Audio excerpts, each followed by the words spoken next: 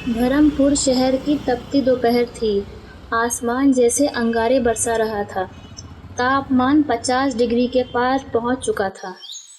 रोज की तरह किशोर अपना रिक्शा लेकर भरी दोपहर में निकल चुका था।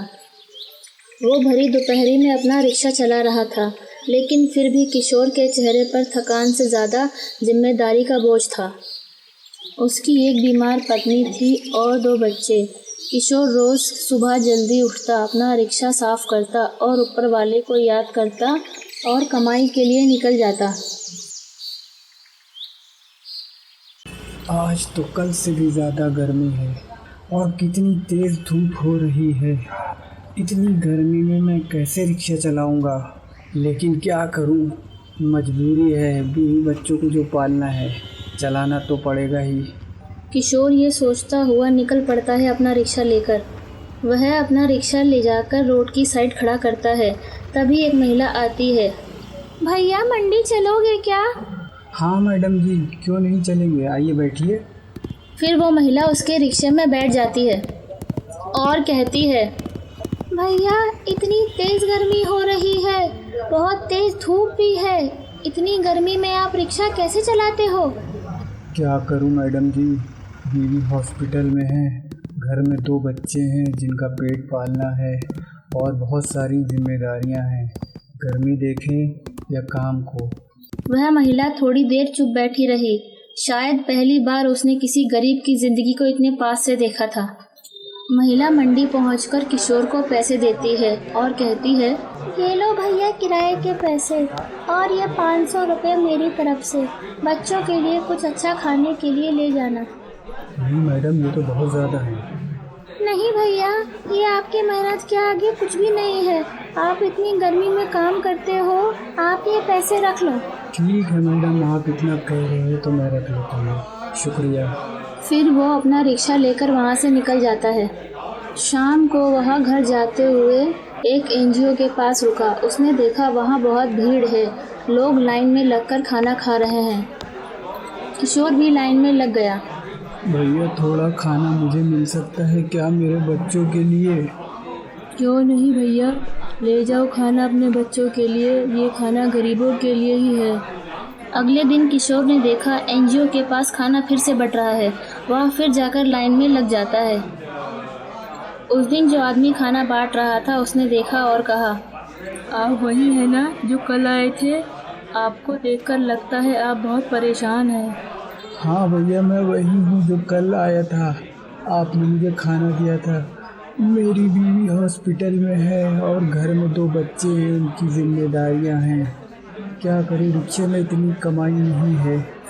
भाई, क्यों ना तुम हमारे साथ जुड़ जाओ। हम रोज गरीब रिक्शे वाले और मजदूर लोगों के लिए खाने और पानी का इंतज़ाम करते हैं। इसमें हम आपकी मदद करेंगे और आप दूसरों की मदद करना। कुछ दिनों बाद उसी संगठन के लोगों ने किशोर को नया रिक्शा दिलवाया, उसकी बीवी का इलाज करवाया और एक छोटा सा छांव वाला स्टॉल भी लगवा दिया, जहां किशोर दिन भर रिक्शे वालों और मजदूरों को ठंडा पानी और चाय पिलाया करता। किशोर अपने स्टॉल पर बैठे बैठे सोचता है, जिंदगी पहले से बेहतर हो चुकी है। मैं दिन भर लोगों की मदद करूँगा और शाम को अपना रिक्शा चला लिया करूँगा। लेकिन मुश्किलें इतनी आसानी से कहाँ हार मानती हैं। एक दिन शाम को किशोर जब स्टॉल समेट रहा था, तभी पास की गली से एक छोटा लड़का उसके पास आया। उसके कपड़े फटे हुए थे, पैरों में चप्पल भी नहीं थी। अंकल, मेरी मम्मी बहुत बीमार है, मेरे पास दवाई के लिए पैसे भी नहीं है, आप मेरी मदद कर सकते हैं क्या? ये लो बेटा पैसे, इन पैसों से अपनी माँ की दवाई ले आना। तुम्हें और कोई ज़रूरत हो तो यहीं आना। किशोर ने बिना सोचे अपने पूरी दिन की कमाई जेब से निकाली और उस बच्चे के हाथ में रख दिए। किशोर फिर अपना सामान समेटकर घर चला जाता है।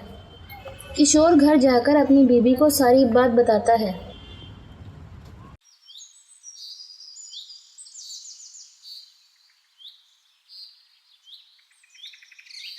लक्ष्मी, आज एक छोटा बच्चा आया था मेरे पास रोते हुए, और उसकी माँ बीमार थी, इसलिए मैंने आज की पूरी कमाई उसको दे दी।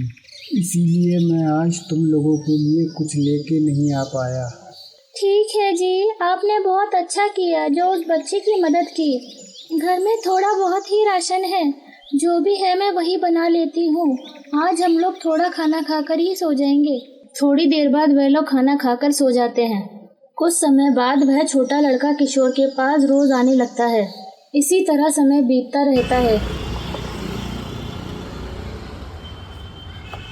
मेरे 2 बच्चे तो हैं ही, क्यों न मैं इसको भी गोद ले लूं। किशोर ने उस बच्चे का नाम हीरा रखा। एक दिन ये बात उस संगठन को पता चली जो गरीब लोगों की मदद करते थे।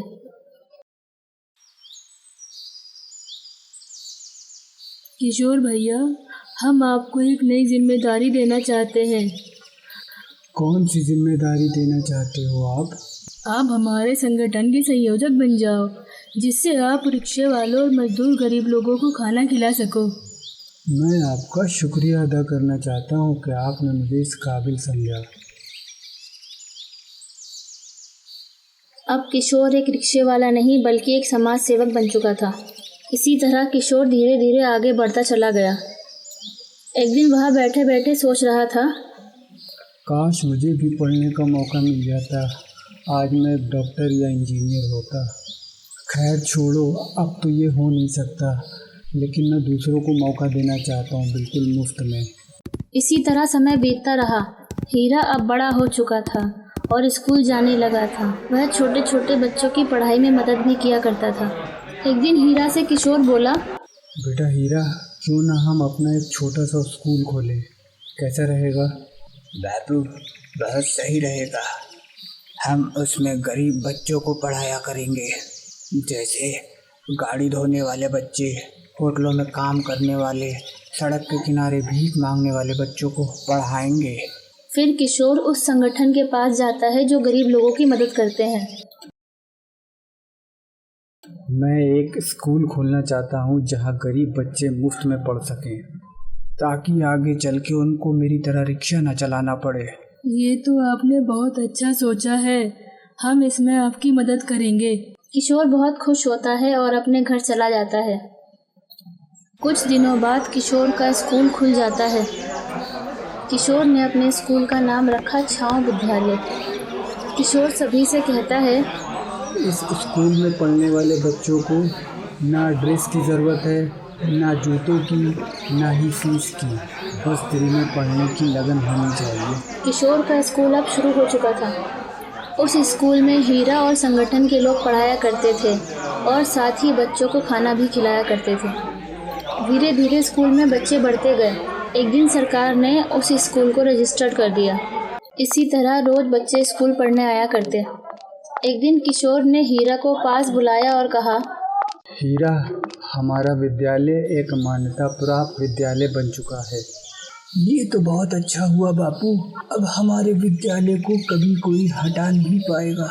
हीरा बेटा, अब मेरी उम्र हो चुकी है, अब से तुम इस विद्यालय के प्रिंसिपल हो।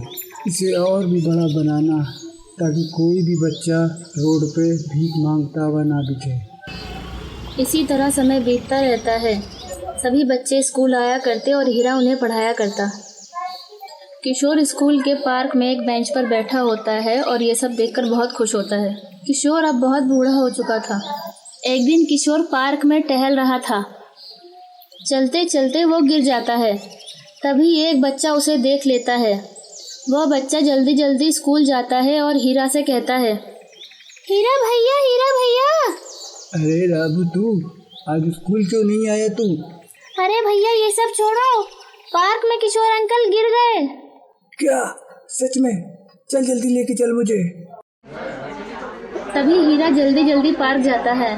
वहाँ कुछ लोग खड़े होते हैं। बापू, ए बापू, क्या हुआ तुमको? बापू। लेकिन अब किशोर नहीं उठता है। वह इस दुनिया को अलविदा कह चुका था। इसी तरह समय बीतता रहता है। किशोर का बनाया हुआ स्कूल अब हीरा चलाता है।